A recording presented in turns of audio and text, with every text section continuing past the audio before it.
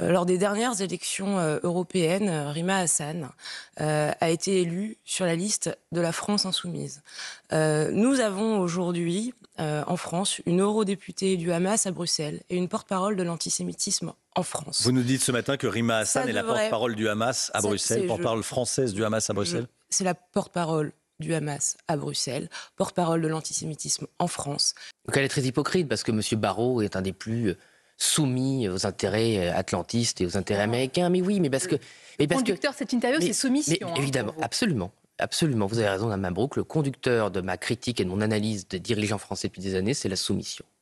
Le pouvoir macroniste, quand il s'agissait de vendre des intérêts français aux États américains, ils étaient à plat ventre. Les macronistes, quand j'ai présidé une commission d'enquête sur les ingérences étrangères, la rapporteure macroniste a écrit noir sur blanc, tout le monde peut le lire, c'est public, les ingérences américaines sont à la lisière des ingérences. C'est-à-dire qu'ils considéraient que par nature, quand c'était M. Biden ou avant quand c'était M. Obama, les ingérences américaines, c'était pas grave. Quand c'est Trump, c'est grave. Il faut être très précis. Il est hors de question, dans l'esprit de tous les chefs d'État et de gouvernement, je parle en leur nom, mais je lis, j'écoute, je sais ce qu'ils disent, d'envoyer des troupes maintenant. Il s'agit simplement, mais c'est très important, de discuter des garanties de sécurité qui devront être apportées en cas de cessez-le-feu. Donc il s'agit évidemment de discuter déjà comment on s'organiserait. C'est pour ça que je dis qu'il vaut mieux le faire à huis clos. Évidemment, comme on sait que les États-Unis, et ça ne date pas du reste de Donald Trump, Joe Biden l'avait dit, ne participeraient pas, en tout cas directement sur le terrain, à la sécurisation de la frontière en cas de cessez-le-feu, c'est les Européens et les Ukrainiens qui devront le faire. Je vais être très cru. On n'a pas progressé d'un iota dans la constitution d'un bloc idéologique sérieux dans la droite française. Sinon, on n'en serait pas là. D'accord. J'ai vécu les histoires Chirac-Balladur en première ligne. Oui. J'ai vécu les histoires affreuses entre Fillon et Copé, où j'ai même été interdit de vote parce que j'allais voter Fillon.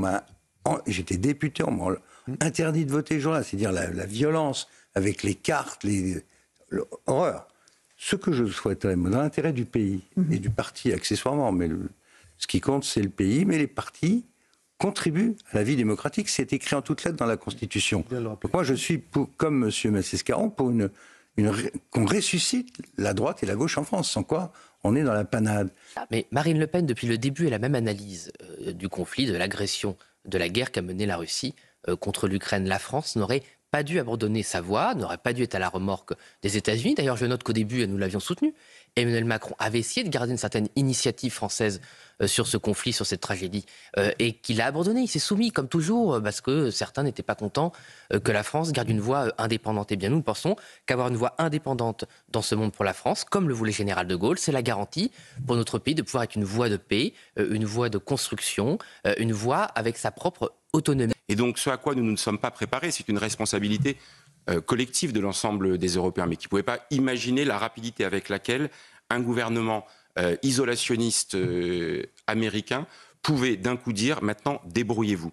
Vos histoires ne me concernent pas. La sécurité européenne, celle-là même pour laquelle des GI américains sont morts sur le sol européen pendant la Seconde Guerre mondiale, tout ceci, on le balaye du revers de la main. Parce que nous sommes en train de vivre un moment qui, pour moi, est un moment historique, peut-être aussi important que celui que nous avons connu lors de la chute du mur de Berlin. Pourquoi dis-je cela?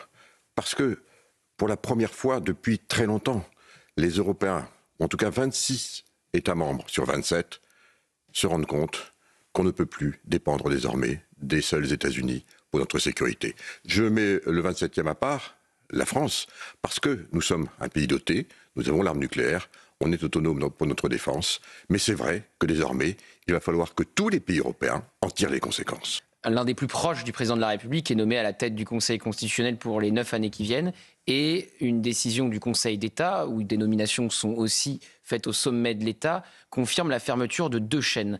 Est-ce que vous vous dites, si c'était dans un autre pays, on parlerait de dérive autoritaire ? Bah oui, il y a quelque chose qui tient de la Corée du Nord ou de l'Albanie, d'un Verodja, de ma jeunesse, voilà. Donc ce sont des systèmes, c'est un totalitarisme doux, non sanglant, mais pas les gens en prison. Mais dès lors qu'on leur ôte le droit à la parole, ils deviennent des citoyens de seconde zone, et donc c'est un système dictatorial. Absolument. Un système dictatorial, ah oui. Oui, j'emploie ce système. Oui, le mot ne me fait pas peur. Oui. Que c'est pas du tout une ingérence dans les affaires algériennes. L'Algérie est un pays indépendant qui doit être respecté comme tel, mais qui doit aussi respecter la France, ce qui n'est pas le cas depuis trop longtemps. Premier élément. Deuxième élément, Boualem Sansal a obtenu la nationalité française. Donc c'est un compatriote français qui est détenu de façon arbitraire, totalement arbitraire, et de façon, là aussi, on parlait d'absurdité tout à l'heure. Bon. Donc le devoir d'une nation, d'un État, c'est de défendre ses ressortissants. Ça fait partie des impératifs. Je méprise ce type d'instrumentalisation à l'envers, comme je méprise le message que j'ai vu hier de Rima Hassan expliquant, comme si elle avait besoin d'une forme de justification, de dire que les enfants et Ariel Kfir et leur mère Shiri sont morts sous les bombes israéliennes au mois de novembre 2023. Et alors ? Ça aussi, c'est pour faire oublier que, au départ, c'est parce qu'ils ont été arrachés au kibbutz de Nir Oz, où je m'étais rendu quelques semaines après. Mais oui, bien sûr, vous avez raison, Sina Mabrouk. Les Européens sont pris de vitesse, et je le déplore. Parce que depuis quand même, maintenant, des mois, on a entendu ce que disait Donald Trump. C'était avant la campagne. Ça a été ensuite pendant les 100 jours de transition. Et puis depuis maintenant 25 jours où il est au pouvoir. Il le dit sans cesse. Il veut être celui qui va régler ce conflit. Mais voyez-vous... Alors pourquoi cette sidération européenne ? Eh bien voilà, c'est une très bonne question. Il ne devrait pas y avoir de sidération européenne. Mieux vaut tard que jamais. Pierre Lelouch, je vais vous dire il aussi... parle aussi de la Roumanie, où on a quand même annulé une élection présidentielle parce que c'était pas le bon résultat. En disant les Russes sont intervenus. Ouais, il dit si les Russes sont intervenus, eux aussi les Américains interviennent. Mais il dit aussi, si vous n'êtes pas foutu d'avoir un pays, si un pays se casse la figure à cause de quelques centaines de milliers de dollars, c'est que la démocratie n'est pas solide. Et dans le cas de la Roumanie, il avait un peu raison. La réalité aussi, c'est que depuis maintenant au moins 3 ans, on a beaucoup menti aux Françaises et au peuple d'Europe. Oui, on leur a dit. Mais très simplement, on leur a dit qu'on pouvait soutenir la guerre en Ukraine sans mener peut-être à la guerre. C'est un mensonge.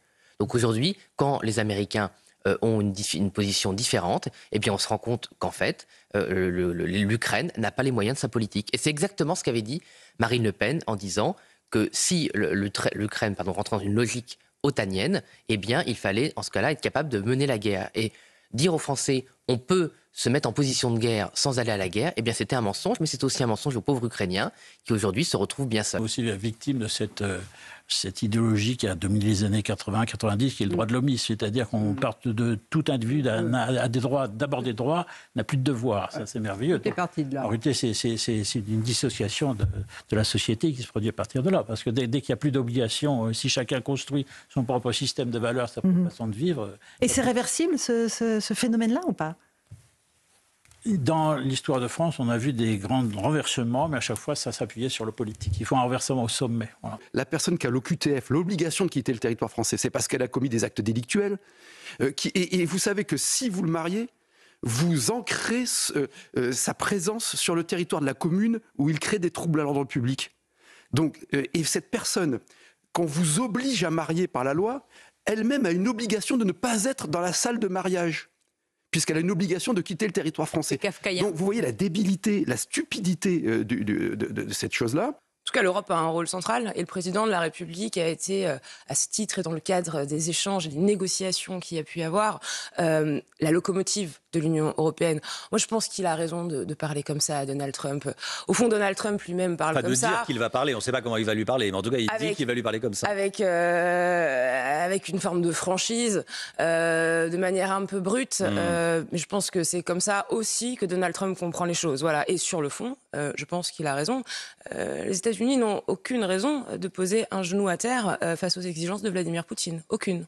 Sonia Mabrouk, avoir la responsabilité d'une collectivité humaine lorsque l'on est à la tête d'une administration d'un grand pays, ça n'a rien à voir avec diriger une entreprise. Rien à voir. Croyez-moi, il faut avoir d'autres qualités. C'est bien d'avoir les deux, mais ça ne s'improvise pas.